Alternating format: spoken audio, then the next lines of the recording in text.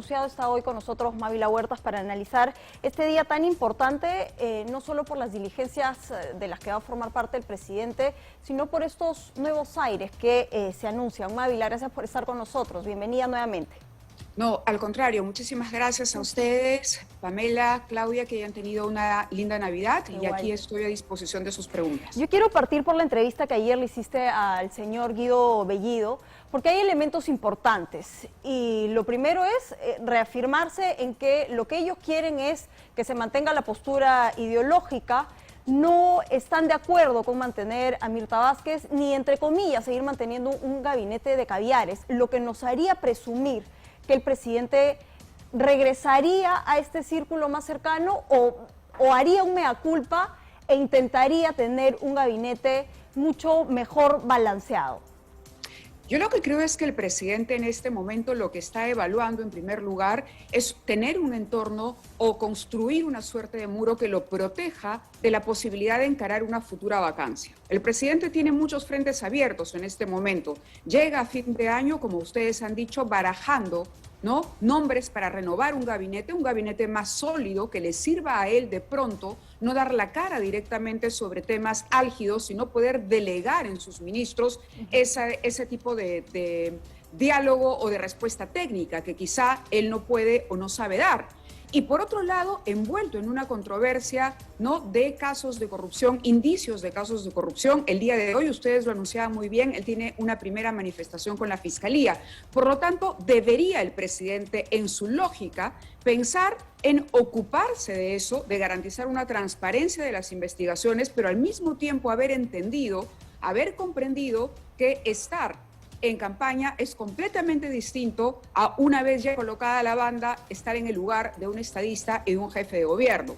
Lo que percibo por la entrevista que tú bien reseñabas es que evidentemente Perú Libre, hablamos de Cerrón y Bellido, ellos pretenden copar este momento en el que el presidente esté evaluando a qué sector se pega. No le ha funcionado muy bien esta alianza con Juntos por el Perú, lo acaba de decir Iván Alonso. La gestión del ministro Franque, por ejemplo, está bajo la mira, bajo la observación, y yo no creo que el ministro Franque sea renovado en el cargo, particularmente, pero ese sería solo un cambio. Está claro que Mirta Vázquez está desgastada como vocera, lamentablemente está desgastada, no ha sabido ser ese parachoque que necesita el presidente y que le corresponde ocupar a una premier o a un premier que tenga que ser precisamente ese elemento de coordinación con el Congreso. En eso Mirta Vázquez tampoco ha funcionado. Entonces, creo que lo que dijo ayer Bellido y el análisis que publicó Cerrón de este primer tramo del gobierno de izquierda, lo que pretende es lograr ocupar o influir nuevamente en el presidente. Hoy por hoy siento que el presidente está tironeado de los tres sectores que ya conocíamos. El sector de Verónica Mendoza, denominado caviar, el sector de Perú Libre, digamos, mucho más apegado a las promesas de campaña, y el sector magisterial, que ha sufrido un duro golpe con la salida del ministro de Educación, que por cierto todavía no es reemplazado. Así es, y justamente ese quizás sea un sector que podría tener incluso más fuerza que el resto, ¿consideras tú? Porque el presidente, al parecer, está más pensando en fortalecer su partido, ¿no? Que está vinculado al FENATE, que en los problemas que están aquejando nuestro país en este momento. Claro, pero no nos olvidemos que el presidente prácticamente no tiene partido. El presidente llega como un invitado. Ayer, durante la conversación, yo le decía a Bellido, pero usted calificó abiertamente y en tono peyorativo al presidente de la República como un sindicalista básico. Cerrón hubiese sido el candidato a la presidencia de no ser por los problemas legales que enfrentaba. Por lo tanto, Castillo fue una carta, pero una carta que ni el propio Perú Libre calculó tentaría la presidencia de la República. Era una carta limpia para poder conseguir una bancada importante representativa en el Congreso de la República. Hoy la situación es distinta. Cerrón sigue con sus problemas legales y al presidente se le abren investigaciones. Entonces, yo lo que siento es que por un lado están los intereses de Cerrón, que yo no sé si coincidan con los intereses del presidente Castillo. Ayer le preguntaba a Bellido y le decía, ¿ustedes trabajan en conjunto con Pedro Castillo en la conformación de este gabinete? Y era imposible que Bellido me confirmara esa respuesta o esa presunción. Él dijo, le hemos alcanzado, pero ya depende. Sí. Entonces, cuando te dicen ya depende, quiere decir que estamos Mucho caso presionando. no le hacen. Y ojalá Claro. nos haga caso el presidente, pero no sabemos Sí. qué es lo que decidirá. Ahora, pero yo quiero regresar a esta reunión de la que formaste parte en esta convocatoria, porque sí quisiera saber si hay una suerte de mea culpa y de perspectiva de la realidad del presidente sobre lo que está enfrentando. ¿Crees que la hubo en esa reunión o fue una reunión circunstancial en donde necesitaba dar visos de que esto podía cambiar, citando a la prensa con la que tantos meses ha sido esquivo? El presidente venía de una ronda de conversaciones que no solo incluyó a la prensa. El presidente venía de hablar con exministros de Economía, con empresarios del sector minero, ¿no?, con representantes del sector hidrocarburos, y finalmente convoca a este grupo de periodistas y donde en efecto hace un mea culpa, pero un mea culpa general. Es como si el presidente no hubiese aterrizado sus errores y hubiese sentido finalmente que la desaprobación subía. Más era una suerte de emoción, de reconocimiento a nivel emocional de que algo no va bien y de que la prensa está hurgando, porque es el trabajo que le corresponde a la prensa. Algo que a mí me gustaría decir respecto a esa reunión, que en algunos sectores ha sido criticada, es que nosotros fuimos muy claros, los 5, en decirle, presidente, nosotros no somos sus consejeros. Los medios son los canales a través de los cuales la población expresa sus inquietudes y se hace preguntas. Nosotros trasladamos la pregunta al poder y esperamos que ese poder responda. Recuerdo que fue clarísimo cuando él en algún momento nos decía, ustedes, ¿qué perciben? ¿Qué sectores podrían mejorarse? Le dejamos claro cuál era nuestro rol. Y también dijimos, no somos enemigos del país, por consiguiente, ¿no?, estamos aquí para solicitarle de antemano. Recuerdo muy bien que se planteó, dijo, usted tiene aquí 5 solicitudes de entrevista sobre la mesa. Una reunión fue muy corta, muy práctica, pero tratando justamente de aterrizar ese rol que nosotros queríamos transmitirle al presidente. Usted ya no es un candidato, usted ya no gobierna para un sector, hoy tiene una responsabilidad ante el país. Y nosotros tratamos de resolver o tratamos de responder las inquietudes de ese país y por eso estamos aquí, para pedirle que hable. ¿Y tú crees, Návila, que lo ha entendido? Porque hay que recordar que en las últimas semanas, en sus foros favoritos, ¿no?, que son los estrados, en donde aparentemente se siente mucho más cómodo, lo que suele hacer es azuzar a la población en contra de la prensa y siempre responsabilizar a los medios de cualquier tipo de cuestionamiento que se le haga. Yo creo que no, que lamentablemente el presidente no llega a fin de año con una comprensión real. Entiendo que sabe que hay cosas que están mal, pero me temo que todavía no tiene un camino claro frente a él. El presidente tiene que tomar una decisión de a quiénes quiere incluir en su equipo de gobierno. Lo adecuado, digamos, lo que manda la lógica es que pueda tener ministros de un perfil como el que se ha insinuado, el de Waldo Mendoza, es decir, personas que tengan experiencia y conocimiento en cada una de las áreas, ¿no?, que sean los ministros idóneos que el Congreso no pueda utilizar como herramientas o como armas justamente para atacarlo, que no se conviertan en nombramientos boomerang. Pero no creo que todavía el presidente haya visto con claridad ese camino, porque de lo contrario ya tendríamos un ministro de Educación o el presidente estaría trabajando mañana, tarde y noche en Palacio de Gobierno y no pasando las fiestas en Chota. Yo no tengo nada contra las reuniones familiares que todos nos merecemos por Navidad, pero no es un momento para que un jefe de Estado transmita un mensaje en el que se desliga o se desentiende de su responsabilidad principal. Uno pierde mucho la vida personal cuando asume un cargo de la envergadura de la presidencia de la República. Ahora, ¿cómo seguir lidiando? Y yo regreso a la entrevista de Bellido del día de ayer porque me resulta bastante interesante con varias cosas, ¿no? Cómo seguir lidiando con estos elementos que parecen ser la insignia de este gobierno, ¿no? Este elemento discriminación, victimizándose a través de esto, a través del odio y a través de lo que ayer me parece sumamente grave, que es lo que dice el señor Bellido, ¿no?, que la corrupción solo viene de la derecha, que la izquierda no tiene absolutamente nada que ver con actos poco transparentes, y eso también da cuenta de que no tiene realidad sobre lo que estamos viendo. Nada menos, sin ir muy lejos, su secretario general tiene una sentencia por corrupción. Entonces, ¿de qué estamos hablando?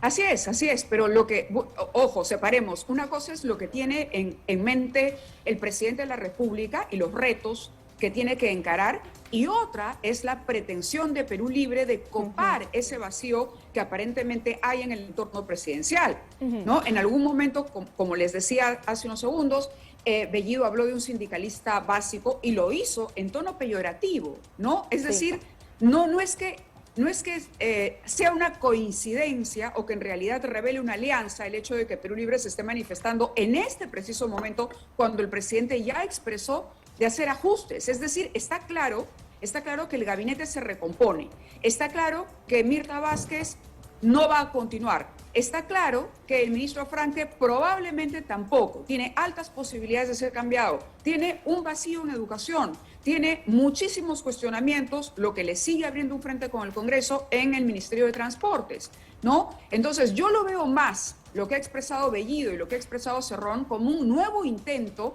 de atrapar la atención del presidente y de copar ese espacio o de llenar la soledad que se presume hay en el entorno presidencial. Una vez que sus cuadros, ¿no?, del magisterio han caído y cuando la alianza con Juntos por el Perú tambalea también y no le ha traído los réditos que él esperaba. Ahora, da la impresión que cualquier elección que sea la que haga el presidente, un sector no va a quedar satisfecho. Sí. Y ese sector posiblemente le vaya a hacer problemas en los próximos meses, ya sea el de Perú Libre, ya sea el de Juntos por el Perú, ya sea el magisterial o la misma oposición en el Congreso. Claro, pero el presidente tendría, lo digo en condicional, que actuar con la inteligencia suficiente. Vamos, no es la primera vez que el presidente ha marcado una distancia con Cerrón, no es la primera vez, ¿correcto? Ya lo hizo en un primer momento con el nombramiento de Franque. El nombramiento de Franque, el nombramiento de Aníbal Torres en el Ministerio de Justicia. Se abrió un frente. Con el nombramiento de Mirta Vázquez, por Dios, Perú Libre evaluó incluso otorgarle o no el voto de confianza a la premier en ese momento, recién nombrada. Entonces, habrá que ver si el presidente toma esas decisiones correctamente, asumiendo también, como tú bien lo has dicho, que no puede contentar a todos, pero que tiene que poner los intereses de la mayoría y la agenda prioritaria, hacer su lista de prioridades y apuntar a empezar a hacer check con esos nombramientos y armando un equipo renovado que, entre otras cosas, va a necesitar de la confianza del sector privado. Ese es un flanco muy débil del presidente de la República. ¿Qué tendría que dejar de lado, Mávila? En esa lista de prioridades, ¿qué tendría que dejar de lado? Sus pretensiones magisteriales, por cierto. Por ejemplo, tendría que olvidarse de ser el líder del sindicato para pensar en un ministro de Educación que se ocupe de preparar los colegios cuando faltan 2 o 3 meses para el inicio de estas clases que ya tendrían una presencialidad mayor. Eso, por un lado, una economía que transmita tranquilidad y serenidad al sector privado, que es el motor real. Iván Alonso lo decía en la nota que ustedes presentaron. Franque ha recurrido al endeudamiento, al bono. Y el Perú conoce ya que el asistencialismo no funciona y que el motor de la economía es la inversión privada. Y cuando hablo de inversión privada no hablo de la gran empresa. ¿Cuántos empresarios hay en el Perú tomando en cuenta a los medianos y a los pequeños empresarios? Ese sector privado le está exigiendo al presidente estabilidad para invertir, saber qué pasará la próxima semana, a cuánta gente puede contratar, cuánto capital puede arriesgar, hasta dónde se puede endeudar para recuperar el negocio en estos tiempos pospandémicos o post-cuarentena, porque la pandemia nos seguirá acompañando un tiempo más. Yo sé que la pregunta se cae de madura, pero es necesaria. ¿Qué perfil debe tener el siguiente ministro de Educación? Porque al parecer el presidente técnicamente no toma una decisión. Hay varios especialistas que han señalado que el presidente tiene intención de sindicalizar el gobierno en general, pero ¿cuáles deberían ser las credenciales de este ministro de Educación? Sí, y yo me temo que la inauguración, en medio de esta ronda de conversaciones de esta escuela de sindicalista, de líderes sindicales, no cayó del tono bien. El presidente no termina de entender que necesita técnicos, cuadros, profesionales, que no está mal haber ido a la universidad y haber tenido acceso a una buena educación.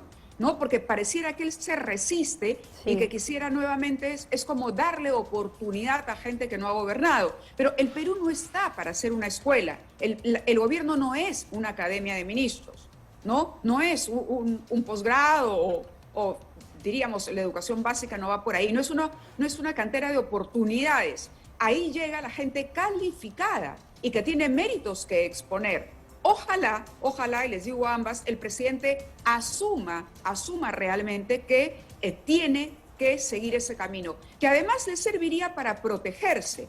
Un presidente que ceda un poco y que incluya al empresariado privado y a los técnicos independientes en su gobierno, podría también sortear los embates de la oposición parlamentaria, porque tendría gente capacitada para poder delegar y confiar, pero le falta al presidente crear un círculo de confianza con esas características. No lo tiene. Ahora, ¿tú crees, Mávila, que de tomar las decisiones correctas, según esta lista de prioridades que tú mencionas, la oposición, aquella que está impulsando una posible vacancia, cederá en sus intenciones o estas son independientes, que más bien hay en algunos sectores de la oposición una intención de ir hasta el final con el tema de la vacancia, más allá de las decisiones positivas que eventualmente uno espera que pueda tomar el presidente? Yo creo que definitivamente hay un sector que no ve a Pedro Castillo en Palacio de Gobierno, ¿no? Y para quienes está claro que el único camino que ni siquiera acepta que haya ganado las elecciones, ¿no? Que incluso mantiene la idea de que ha habido ahí alguna cosa extraña. Correcto, pero el presidente, por eso decía, se ha abierto un frente nuevo, llega a fin de año con un problema grave, que ya no pasa solo por la gestión. Si te das cuenta de qué venimos hablando todos los días, de Carelim, hablamos de Petroperú, el presidente ayer habla de fortalecer Petroperú cuando Petroperú acaba de dar marcha atrás en un contrato, en una licitación, reconociendo que esa licitación no estuvo bien con el representante de una empresa o con una empresa cuyo representante se reúne con el presidente. Entonces le está regalando argumentos a la oposición y a quienes proponen la vacancia como única salida. Y más allá de lo que puede o no puede hacer por el gobierno, si el presidente logra hacer un gobierno medianamente bueno, podría asirse de eso, ¿no? Como una tabla en el mar y sobrevivir. Pero si el presidente no logra, entre una mala gestión y las denuncias por corrupción que aparecen, está condenado a fracasar. Totalmente. Lamentablemente. Es un momento crucial para la presidencia de la República. Ahora, yo quiero cerrar con esto, porque hemos hablado de tres personas, de Mirta Vázquez, del ministro Franque y de Juan Silva, cuya presencia es insostenible hace muchísimo tiempo. ¿Crees que debería salir el doctor Aníbal Torres, que no le ha hecho también menudo favor al presidente si técnicamente hablamos y jurídicamente hablamos de que se sienta la presencia nada menos que del ministro de Justicia del lado del presidente Castillo? Claro, lo que necesita el presidente, más allá de nombres propios, es construir un equipo que además funcione de manera orgánica. Cuando hablamos del ministro de Justicia, evidentemente lo hemos visto enfrentarse abiertamente a otros dentro del gabinete. El presidente no puede tener un equipo que apunte cada uno para un lado, ¿no? Y que genere un desorden. Pero yo creo que el cargo más importante en el que debería concentrar todos sus esfuerzos en este momento sería el premier. Un buen premier puede garantizar incluso que muchos técnicos acepten formar parte del gabinete, porque esa es la otra parte que debe solucionar, o el otro problema, la falta de confianza en el gobierno. Dime tú quién se arriesgaría a participar de un gobierno con las fragilidades de este, si no tiene un alfil, claro, en la PCM, y un alfil contundente, ¿no? La del estribo, Mávila, llega el próximo año, el presidente no les da ninguna entrevista, ¿cómo te sentirías o cómo tomarías tú esta convocatoria? Bueno, sería una falta de palabra. Más allá de que le dé la entrevista a quienes estuvimos en la reunión, de eso no se trata. El presidente tiene que hablar, tiene que responder. La prensa en un país democrático es el espacio para responder. No basta con mensajes unilaterales, no basta. Y cuando un presidente no habla, la gente puede llenar sus respuestas porque las va a buscar en otra parte. Y eso lo tiene que entender el presidente. O responde él o tendrá otras voces que no necesariamente sean las mejores respondiendo a las preguntas que se hace la ciudadanía. Bien, Mávila, te agradecemos muchísimo por haber estado el día de hoy con nosotros. Gracias a ustedes. Gracias. Ha sido bastante clara la exposición de Mávila Sí. y bueno, vamos a estar pendientes también de qué cosa es lo que va a decidir el presidente en las próximas horas o días. Feliz año.